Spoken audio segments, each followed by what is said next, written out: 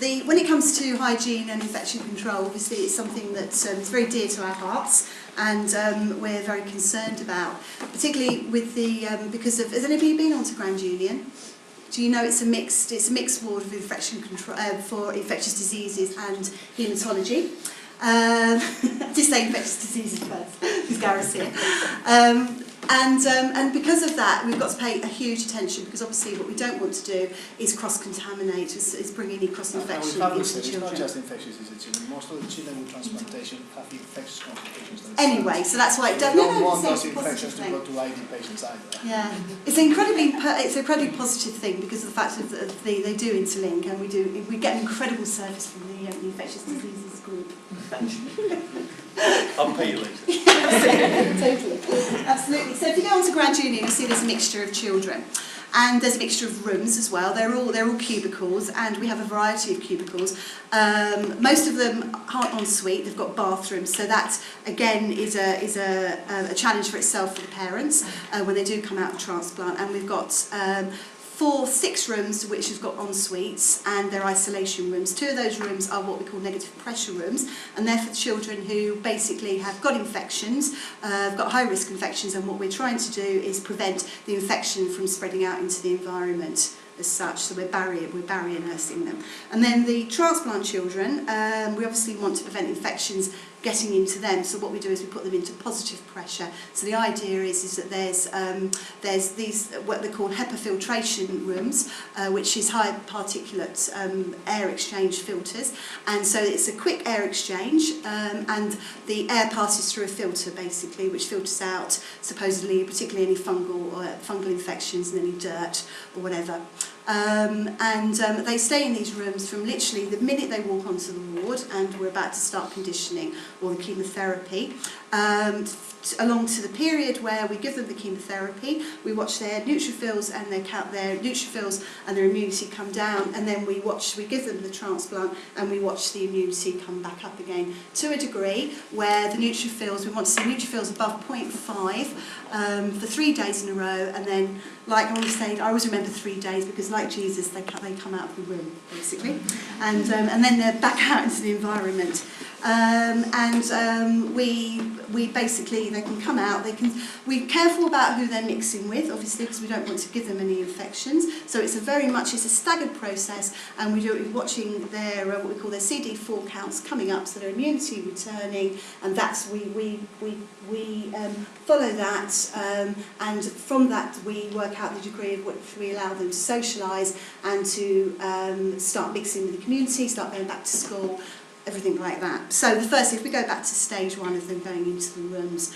Okay, so as we've already alluded to, is that they're in that room for at least 5 to 6 weeks. That's at a very minimum until we get them to engraft. At the moment, our engraftment date is going up, and we're actually getting them to engraft by about day 16, which is really good. So we're talking about them being in that room for sort of 4 weeks, which is fantastic from our end. So from your perspective, when they're in the positive pressure BMT room, there's an anteroom at the beginning, at the front of the room, and you go through the anteroom, and that's your first barrier into the room. And in that barrier, you prepare yourself to go for going into the child. And one thing we expect you to adhere to is the fact of thinking about what we don't want to do is bring infections into the room to the child. So we want you to know that you are well. Okay, so no coughs, no colds, no diarrhea, no rashes, no unexplained illnesses that you know of. No unexplained illnesses. Particularly something like a cold sore. Obviously, a cold sore can do a heck of a lot of damage to a neutropenic patient. So you've got a cold sore, you don't go in. If you're worried about, if you come onto the ward and think, am I right, am I not right, you just don't go into the child. You can seek the nurse's advice regarding it. Okay, and then we can talk through with you about when you can start going back in, which is basically recommendations. If you've got diarrhoea and vomiting, you mustn't have diarrhoea and vomiting for at least 48 hours, which is symptoms need to be clear. And then we would expect more. Just to insist that we have NPAs when we all have colds, although he's the only one in the room who actually does have the NPAs. The rest of us get away without it. So basically it's stay away from those children, so we expect you to adhere to that. And again, we do have to remind each other, and we will remind you if we see you've got something anything wrong. If you've got a cold or a cold sore, or you're not well, we'll ask you not to go in. But we can arrange for you to go. If you are okay, but you just got a bit of a sniffle, perhaps going to see another child, perhaps over on Great Western. I'm sure that something like that can be arranged. So you've worked out you're well, you're going into the child. Hand washing, decontamination of your hands, okay, preparation for yourself. We expect somebody who's going into the room to have clean clothes on, sort of being hygiene-wise, to be showered and clean themselves, okay? As they're going into the room, we follow the, we actually break, do you know about the non-touch technique, the ANTT? Probably don't know any of this. If you go onto the source and just put in non-touch technique, okay, do they have access to the source? I'll bring you out. What I'll do is I'll bring you some decontamination, just some posters about the five touches, and it's just about giving you a reminder about when you wash your hands and when you put your aprons on. It's actually a lot simpler than you think, actually. Yeah, we can get you some copies of it, actually, we can sort of go through it with you. But the major thing is when you're in the transplant room, so basically go in, put an apron on and wash your hands. As Josie alluded to, the most important thing is nobody wants to see you don't want to see any jewellery on because of dirt getting into the jewellery, and so you can wash your hands properly and wash up past the wrists, and don't cover your, keep your elbows free, basically, as it were, not covered. And then you can go, you've got your apron on, you've washed your hands thoroughly, and then you can go into the child.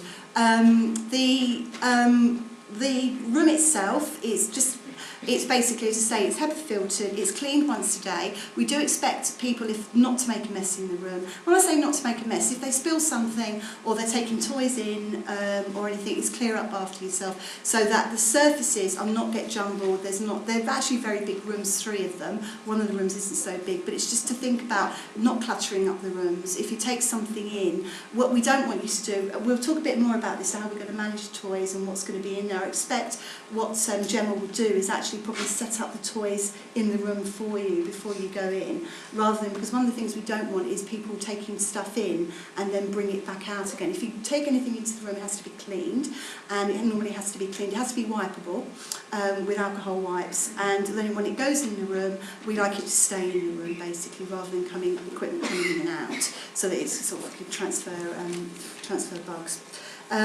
So just play with that stuff that's in there. The toys that you can play with are plastic. Wood's not so good, but as long as it's wipeable and it's sort of vinyl, it's fine. Books are fine, but we need them to be new. So if anybody's going to sort of bring anything in with them, think along that line. And when clays and I would say natural products, that type of thing, we tend to vie away from as well, because we don't quite know if it's come from the ground exactly what's in it. So we prefer something to be processed. If children are actually using something like Play-Doh or whatever, Play-Doh's good. Clay isn't so good because of the fact that we don't know quite where it's been processed or how it's been processed.